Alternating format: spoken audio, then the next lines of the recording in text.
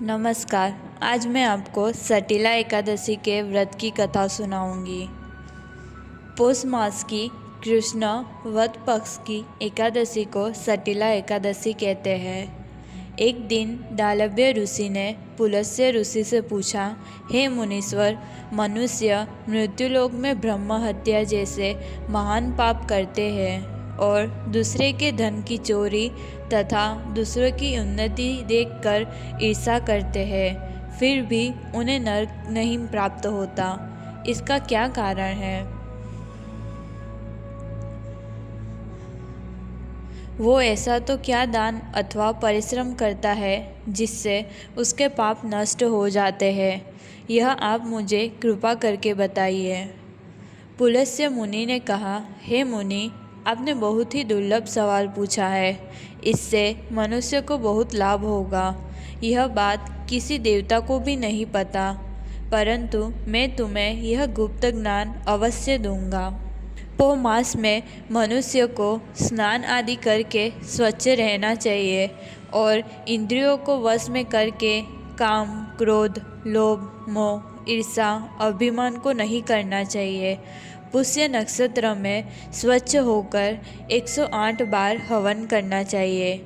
जिस दिन मूल नक्षत्र तथा द्वादशी हो तो उस दिन नियम से रहना चाहिए। पौष मास में सुबह जल्दी उठकर स्नान आदि करके भगवान की पूजा करनी चाहिए।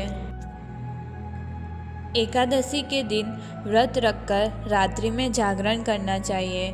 उस दिन भगवान कृष्ण की पूजा करें। उन्हें नारियल, सीताफल, सोपारी सहित अर्घ्य देना चाहिए। बाद में उनकी स्तुति करें कि हे भगवान, आप सभी को अपनी शरण में रखते हैं। आप संसार में डूबे हुए मनुष्य का उद्धार करते हो।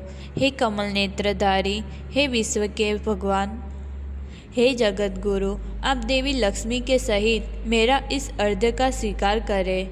इतना बोलकर ब्राह्मण को तिल का दान करें।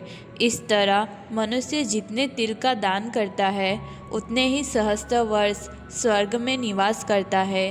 तिल स्नान, तिल का उपतन, तिल का हवन, तिल का भोजन, तिल का दान, इसे सटीला कहते हैं।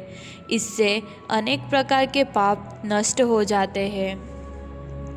एक दिन नारद ऋषि ने पूछा, हे भगवान, आपको मेरा प्रणाम।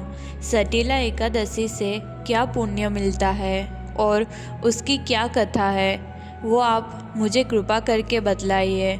श्री कृष्ण भगवान ने कहा, बहुत समय पहले की बात है। मृत्युलोक में एक ब्राह्मणी रहती थी। वह हमेशा इस व्रत को रखती थी। एक समय उसने पूरे 1 मास तक व्रत किया, जिसके कारण उसका शरीर दुर्बल हो गया।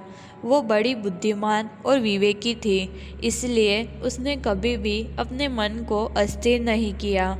इसलिए मैंने सोचा कि इस ब्राह्मणी ने व्रत करके अपना शरीर शुद्ध कर लिया, इसलिए उसे मृत्यु के पश्चात वैष्णव लोक ही प्राप्त होगा।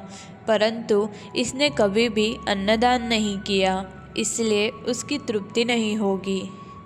ऐसा सोचकर मैं मृत्युलोक में गया और ब्राह्मणी के पास जाकर अन्न की भिक्षा मांगी। उसने पूछा, हे महाराज, आप यहाँ क्यों आए हो? तब मैंने कहा, मुझे भिक्षा चाहिए। इसलिए उसने मुझे एक मिट्टी का पिंड दिया, जिसे लेकर मैं स्वर्ग आ गया। थोड़े समय बाद ब्राह्मणी की मृत्यु हो जाती है और अपने अच्छे कर्मों की वजह से स्वर्ग की प्राप्ति होती है। मृत्यु पिंड के प्रभाव से उसे एक जगह पे आम्र वृक्ष के साथ एक घर मिला और उस घर में दूसरी कोई भी वस्तु नहीं थी। इसलिए वो घबरा कर मेरे पास आई और मुझसे कहने लगी, हे भगवान, मैंने कई व्रत रखकर आपकी पूजा की है, फिर भी मेरा घर खाली है। इसका क्या कारण है? मैंने कहा, तू अपने घर जा और देव स्त्रियाँ तुझे देखने आएगी, तब तुम उनके पास से सटीला एकादशी के पुण्य तथा उस व्रत की विधि जान लेना। उसके बाद ही दरवाज़ा खोलना। भगवान का यह कथन सुनकर ब्राह्मणी अपने घर गई। जब देव स्त्रियाँ उन्हें देखने आई तब उसने कहा, यदि तुम मुझे देखना चाहती हो तो सटीला एकादशी का महात्म्य कहो।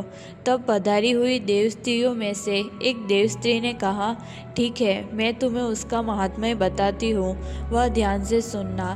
ब्राह्मणी ने सटीला एकादशी का महात्म्य सुन लिया और देवस्त्रियों के कहे अनुसार उसने विधि के साथ सटीला व्रत किया और उस व्रत के प्रभाव से उसका घर धन से भर गया। इसलिए सभी मनुष्य को यह व्रत अवश्य करना चाहिए। इस व्रत को करने से सभी पाप नष्ट हो जाते हैं।